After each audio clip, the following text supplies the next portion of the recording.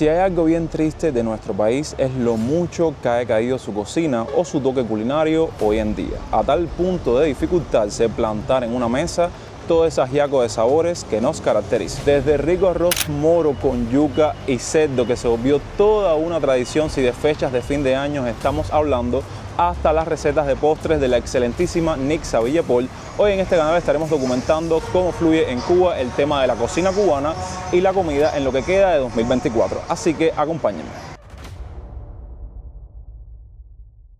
Tú tranquilo y yo nervioso. Estoy, miren, así, leyendo el guión, repasándome al mismo tiempo, pendiente a mi ambiente. No va a ser que venga alguien desprendido y se lleve el trípode, y más que estamos llegando a la fecha de fin de año.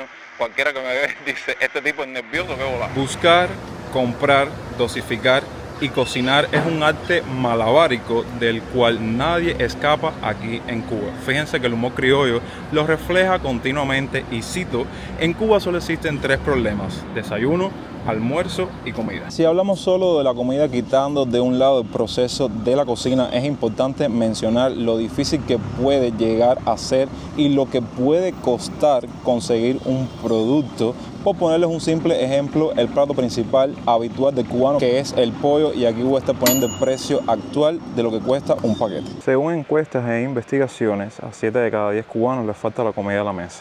Y a pesar de que saben que me gusta compartirles datos verificados, esta es una experiencia que he vivido bien de cerca, o sea que no ha venido nadie a contármela. A diario les toca elegir si saltarán el desayuno, el almuerzo o la cena.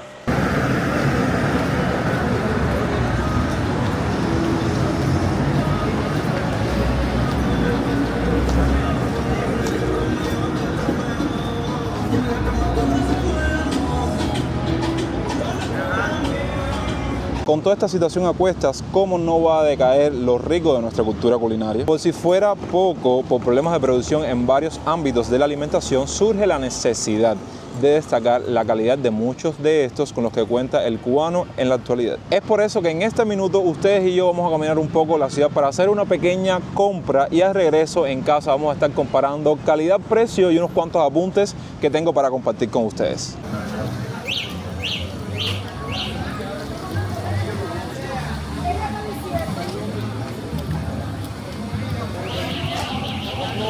Pescado.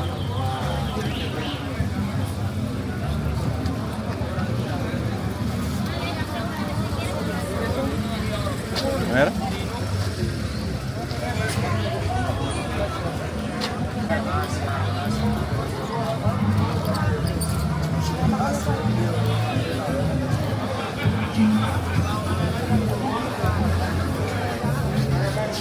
Bueno, más que yo la hago.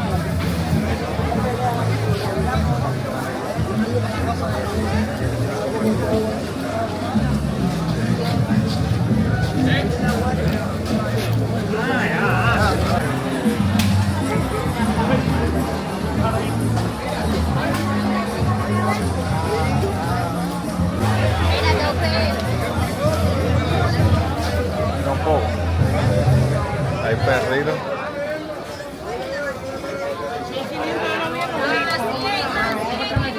Aquí hay.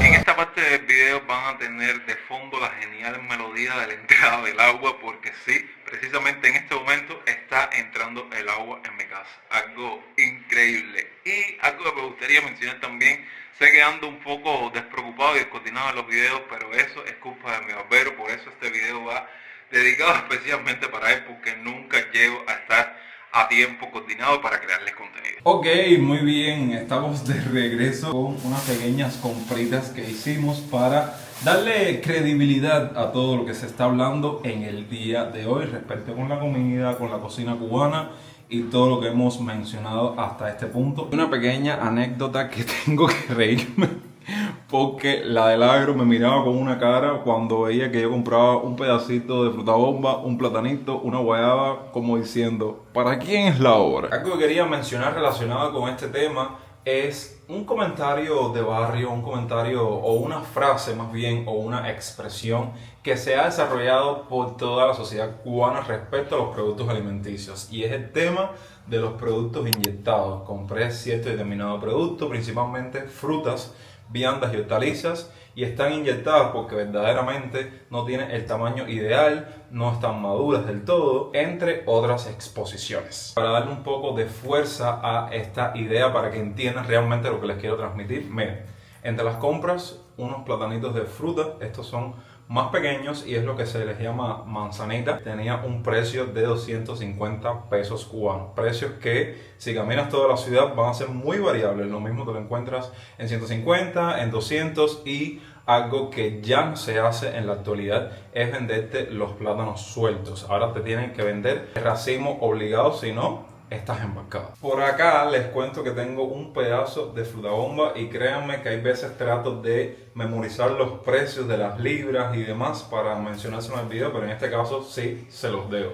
Este pedazo de fruta bomba, que casualmente antes de prender la cámara piqué un pedacito para probarla, y déjenme decirles que esto no sabe absolutamente a nada, y es precisamente por eso que les estoy comentando que inyectan los productos. Pero bueno, aquí textualmente y sin romantizar, dicen los que más saben: el proceso de maduración se desencadena por la producción natural de etileno, que estimula la maduración de la fruta. Puedes acelerar este proceso, ojo y escuchen bien, de forma natural, añadiendo una cantidad controlada de nitroetil en las cámaras de maduración.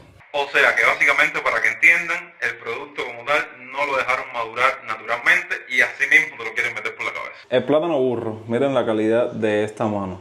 Cuando coges un cuchillo y pelas el plátano para freírlo, para hacerlo mariquitas, chicharritas, lo que sea, lo que tienen es un finito de plátano. Yo ahora les voy a abrir uno para que vean. Ya utilicé el cuchillo y miren, es más cáscara que otra cosa. Vamos a ver si lo puedo abrir ahí en cámara. Vaya, estos están un poco más gorditos porque son chiquiticos. Y contigo ese, el plátano burro tiene su determinado grosor, porque saben que aquí está el plátano burro, el plátano de fruta y el plátano macho. Miren el grosor de esto, que vas a tener que por lo menos utilizar al menos 4 o 5 de esos plátanos de burro si quieres hacer unas mariquitas o unas chicharritas. Otros productos alimenticios como las viandas, y ojo, vuelvo y les repito, esto lo digo desde mi percepción, desde mi punto de vista como cubano, cuando me enfrento en la cocina con los productos para hacer un plato determinado, la presión que hay que ejercerle en la olla a viandas como la yuca, como la malanga, para que se ablanden. Estas viandas que de toda una vida en nuestro país siempre han sido bien dócil y ablandadas rapidísimo con solo minutos dentro de la olla. Entre muchos ejemplos más que, si me pongo a mencionar otros, creo que este video sería interminable. Es por esto que decidí pasar a otro apartado, que es el caso de los productos reenvasados. Y sí, cuando uno sale por ahí para allá, como dice el cubano, para las calles a hacer tu compra del mes, porque sí, básicamente uno tiene que hacer una compra para un mes y con todo y eso no le alcanza, se encuentra con cada barrabasada, cada barbaridad, cada cosa que uno tiene que tener muchísimo cuidado cuando compra no solo productos alimenticios, sino productos de forma general. Ante estas determinadas situaciones juega un papel fundamental, una vez más, mostrarles ejemplos. Y quería hablar de la leche condensada, un producto que al menos aquí en casa se utiliza mucho para el tema del café, para el tema de hacer dulces, y desde mi criterio como cubano y como persona que tiene mucho cuidado en la calle cuando compra absolutamente todo, me he dado cuenta que este en específico, porque existen varias marcas o se comercializan otras marcas de leche condensada alrededor de la ciudad o del país, me di cuenta de dos cosas. Primero, la original, que es la que están viendo ahora en un video que grabé hace unos días, tiene un abre fácil en la parte superior y el papel tiene unos colores muy vivos, o sea, el papel de la presentación de la lata. Me he encontrado con latas sin abre fácil, con el papel impreso con falta de colores, y por si fuera poco, lo más alarmante de esto es que esta leche condensada en específico es bien densa. La que les he mencionado anteriormente con esas fallas o con esas cosas a modo de imitación es una leche condensada muy líquida, y a mí me llamó la atención como el simple hecho de la densidad cambia mucho cuando tienen estas características diferentes. Ahora bien, ya estuvimos hablando sobre la comida en Cuba, la crisis por la cual se está atravesando y muchas de sus realidades. Toca el turno de movernos para la cocina y hablar de otros puntos, como es el caso de todos esos elementos que no pueden faltar en la de un cubano, que sí, para las personas curiosas y observadoras, como ven, nos encontramos en un espacio completamente diferente y yo les traigo un trato. Si apoyan este video dejando un me gusta, puede ser que próximamente estemos haciendo un video de actualización para que se enteren de muchas cosas que han pasado en mi vida a lo largo de estos meses. Pero bueno, primero, la bolsa de pan.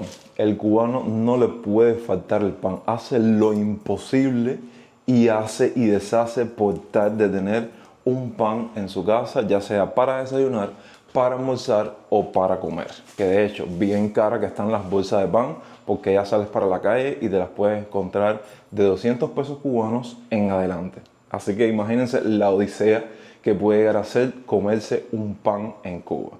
Ok, la parte de los aliños, los aceites. Aquí, por ejemplo, ven el tema del vino seco, el tema del vinagre para las ensaladas. El aceite, otra total odisea para conseguirlo aquí en Cuba, porque saben que el cubano le gusta mucho freír las cosas, comer cosas fritas. Y déjenme decirles que esto, como decimos aquí en Cuba, es oro líquido. Por ejemplo, esta misma botella te la encuentras en la calle a un precio de 800 pesos cubanos.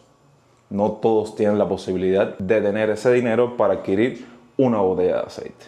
La cafetera, indispensable todos los días, un cafecito en la mañana, una coladita. Saben, ya a pesar de que sales para la calle y te encuentras los paquetes de café en precios horripilantes, 1.500 pesos, 1.600, 1.900, hasta 2.000 pesos. Ya el cubano opta por irse por otra vía de unas pequeñas bolsitas que andan vendiendo en las medianas y pequeñas empresas con un precio de 120 pesos cubanos, porque su coladita de café, al menos en las mañanas, no les puede faltar. Entonces, créanme que la cafetera es un elemento indispensable en la cocina del cubano y de cualquier persona adicta al café. Yo los invito a que ustedes pongan ahí abajo en la parte de los comentarios qué cosas vieron aquí o qué elementos vieron que forman parte de las cocinas o de las tradiciones en sus países de origen. Aquí continuamos con otros utensilios importantes como la arrocera, porque sé que en todos los países no se tiene esa cultura culinaria de acompañar las comidas con arroz. El cubano necesita todos los días, al menos en el ayer eso se podía hacer, almorzar y comer con arroz, junto con un potaje, el plato fuerte y la ensalada. De hecho, déjenme decirles que en Cuba, en la actualidad, y por qué no, a lo largo de los años, a lo largo de nuestra historia, ha jugado un papel fundamental precisamente por todos estos factores, la cocina de aprovechamiento. Un término que sinceramente yo lo aprendí cuando veía el reality de MasterChef. Bueno, ¿en qué consiste esto? Simplemente en darle el aprovechamiento necesario al alimento que se encuentra en tu cocina sin desperdiciar absolutamente nada. Como es el caso de dos ejemplos que les voy a estar poniendo desde mi cocina, que es el caso de los potajes. Aquí pueden ver un potaje de chícharos verdes que tuvimos la oportunidad, bien sabroso que nos quedó. Hoy es jueves, lo estuvimos haciendo el martes. ¿Qué quiero decirles con esto? Que este potaje nos ayudó a acompañar varias comidas por varios días. No como en otros países que cocinaste, desechaste las cosas, no. Al menos en Cuba eso no se puede hacer. Y otro ejemplo que quería ponerles es el ejemplo de la cebolla. A día de hoy resulta bastante complicado conseguir la cebolla de toda la vida para cocinar, sí, con la que usted mismo cocina. A tal punto de que muchos cubanos optan por otra vía, que de hecho muchos de ellos siempre han cocinado con este producto, que es el caso del cebollino. Bueno, a modo de cocina de aprovechamiento, el cebollino se compone de una cebollita bien pequeñita y un tallo, que muchos cubanos hacen esto. Cogen el tallo y lo pican en pedazos bien pequeños o en rodajitas, a ver si se puede ver ahí bien en cámara.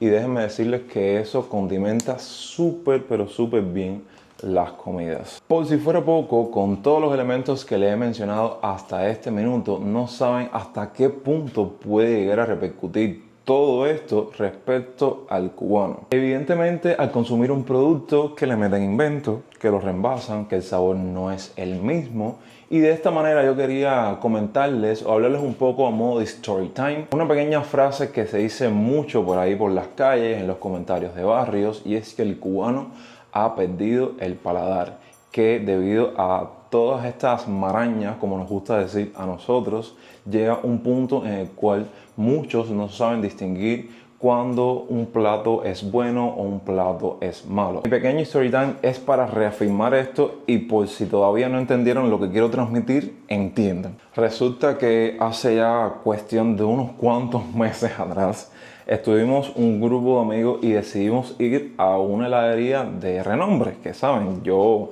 de momento no pienso revelar el nombre ni nada por el estilo. Bueno, voy porque hizo una reapertura, las amistades mías me dijeron, vamos que los helados están buenos, y por comentarios de otras amistades dijeron que el helado estaba exquisito, que eran unos sabores explosivos, porque si algo tiene el cubano es que es el rey del invento a tal punto de inventar nuevos sabores, y entonces eso llama la atención a modo de marketing de muchos cubanos. Entonces dijimos, vamos para allá. Resulta que cuando yo pido un cono de helado, que nunca se me va a olvidar, uno de los sabores era pan con guayaba y queso. Sí, están escuchando bien, sabor de pan con guayaba y queso. El típico disquito de pan con timba o pan con guayaba y queso que uno ponía en la candela y sabía exquisito. Bueno, ese era un sabor del helado. Recuerdo que cuando yo probé eso y sabía literalmente a ese sabor, pero era ligado con una escarcha, no sabría realmente cómo describirles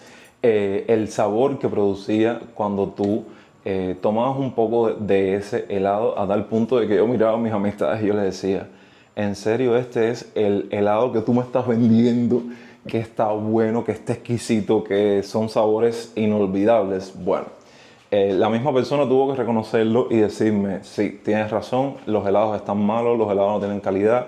Y es por esto que la gente dice en la calle que el cubano no tiene paladar, porque ya va a la heladería, pide el helado y dice que está exquisito. De esta manera culminamos este gran análisis culinario, que no sé por qué yo me meto en esas candelas. Por eso les digo que ojo, ni soy chef, ni soy foodie, ni nada por el estilo. Son pequeñas apreciaciones que uno, cuando trata de comprar cosas de calidad o productos necesarios para una cocina, se da cuenta, y yo quise englobarlos todos aplicando la realidad también del cubano y de la comida para que entendiesen cómo funcionan, o más bien cómo fluyen todos estos temas en la actualidad aquí en Cuba. Como siempre, los invito a que pongan ahí abajo en la parte de los comentarios sus opiniones y criterios, que en estos videos y en estos contenidos juegan un papel fundamental, saber qué ustedes piensan al respecto. Gracias como siempre por verlo hasta el final. Los invito como de costumbre a que dejen un me gusta, lo compartan con un amigo, y si es experto en estos temas culinarios, mejor aún, y que se suscriban a esta genial familia si aún no lo han hecho. Los quiero un montón y nos vemos próximamente con mucho más contenido. Yo soy Jonix y hasta entonces, pura vida.